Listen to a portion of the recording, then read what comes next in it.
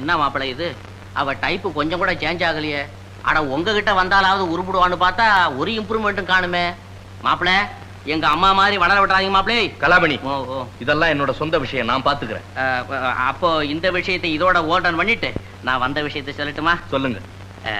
நாளைக்கு சாயங்காலம் எங்க அம்மா காப்பி சாப்பிட உங்களை வீட்டுக்கு வர சொன்னாங்க. யாரு? எங்க அருமை அம்மா. உங்க அம்மாளா? ஆமா ஆமா. ஏது மருமக பிள்ளை மேல இவ்வளவு அக்கறை? என்ன மாப்பிள்ளை நீங்க, மாமியாரு காப்பி சாப்பிட கூப்பிடுறாங்களேன்னு சொல்லிட்டு மாப்பிள்ளை கபால்னு புறப்பட வேணாம். அப்படி எல்லாம் வர முடியாது, எனக்கு வேலை இருக்கு.